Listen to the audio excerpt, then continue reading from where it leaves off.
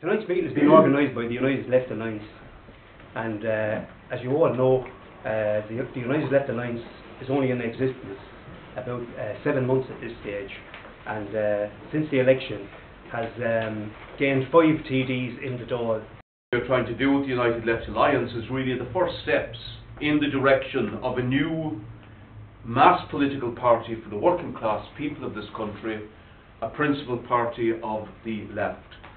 The EU and the ECB came in here for was not in the interest of the Irish people, but to salvage the gambling, speculating banks in Germany, France, Britain and elsewhere. The United Left Alliance have said we should not pay a cent of these debts which we do not owe. There hasn't been any massive resistance. There isn't massive resistance in the sense of active mobilisation, strikes, etc., in opposition to this programme. Beginning in January of next year, they have planned a water tax, they have planned a property tax, a home tax in reality. We should launch a massive campaign of boycott of those charges, those taxes, and build active campaigns of mass non-payment, as we did in the 80s and in the 90s with the water charges, and Waterford has a very strong history of that.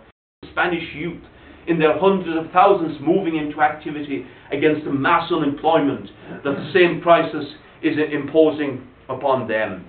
Join the United Left Alliance tonight. Leave your name. You can take membership cards, etc. The chair. The only way we will stop the austerity, the attacks, is if we mobilise. Our working class people mobilise, and our position in the Dáil is an assistance to them to do that. That's the importance of it. The problem in Ireland, though, is that my generation is leaving Ireland in droves. Half my class at school are in Australia. A large proportion of people I've met through college and work are in England, Canada and America. These are the reasons for me that I became politically active, and I think now is the most important time for everyone to get involved in the right forum. This is why the United Left Alliance is so important. The people of Ireland are demoralised and unsure of how to move forward, particularly my own generation. So I'd really urge everyone here to join the ULA. Here, or it's currently in Greece, it's absolutely blatantly obvious that the more they apply these policies, these economic prescriptions to the current crisis, the worse the situation gets. It doesn't get better. Standing behind all of that, if you like, as Joe has indicated, are the IMF, the EU, the European Central Bank, who are demanding these things and who are insisting that our government impose these policies. They've done it for 2 years. They've slashed people's incomes, and it's not only not created jobs, it has resulted in more jobs being lost. When we can't pay, and we won't be able to pay, the international markets don't believe we'll be able to pay, left and right-wing economists don't believe we will be able to pay. So when we can't pay, what will they then ask for? If you look at the IMF programme, it's bad enough as it is. Right? It's unsustainable as it is. They are demanding cuts in every single area of services, in every single government department for the next 3 years, on top of what we already have. Tens of thousands of people are facing their houses being taken off them because they can't make their mortgage repayments. So at what point do we say we have to stop this madness? We have to stop it, or they will crucify our society and our economy. And we've only seen the tip of the iceberg in that. And you just have to look at Greece to see where lies our future. Well, it cannot be done. It just can't be done. So we have to fight now. And that's really what I want to sort of conclude with, is the possibility of the necessity of resistance, but the possibility that it can work. This year, we are going to pay back about $4.5 billion in interest repayments to the bankers. Don't pay them.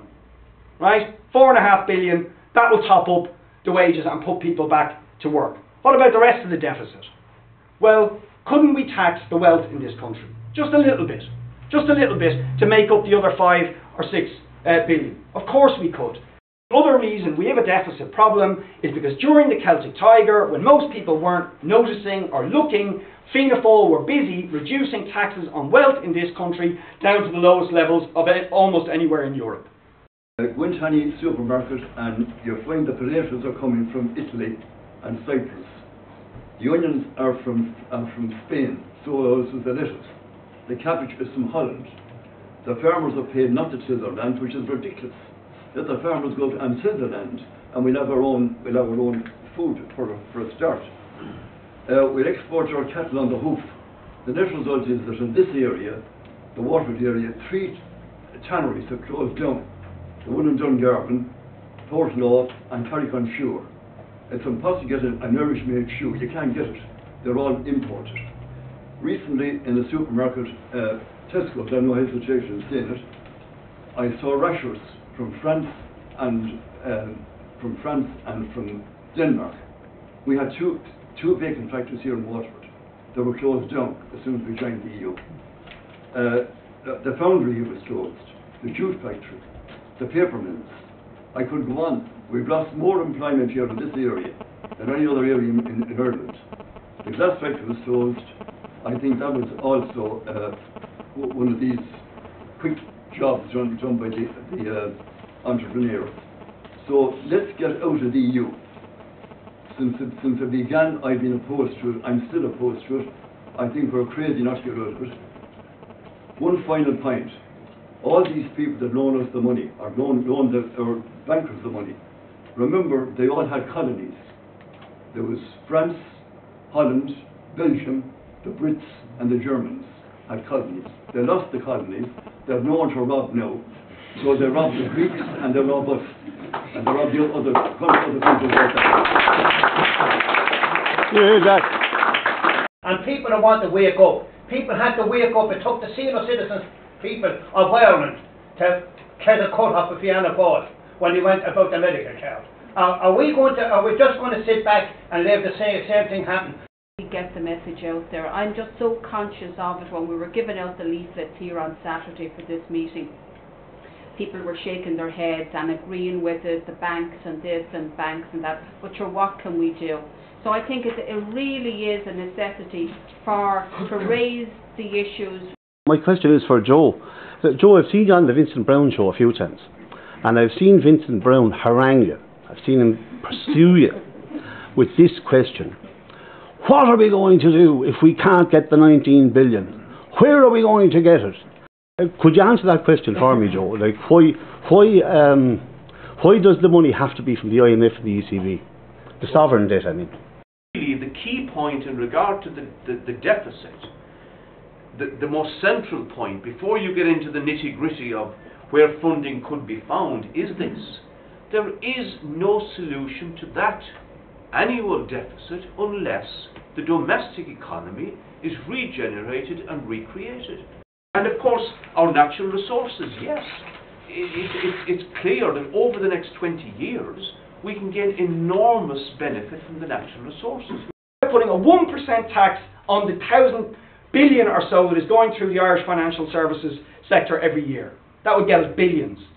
What about putting a 5% tax on the estimated 120 billion in personal wealth and assets of the 30,000 richest people in this country? That would give us 6 billion. And you can go on. What about putting a 50 or 60% tax rate on earnings over 100,000? That would get us another billion or two. Putting forward the alternative and fighting and achieving the alternative of a decent, humane, human socialist society where the horrors of the present time, the cuts, the extension of the pension age, making people work till they die at their desks, where that will be a nightmare. That's the challenge that faces us, and we are up for that challenge. Thanks, Chair.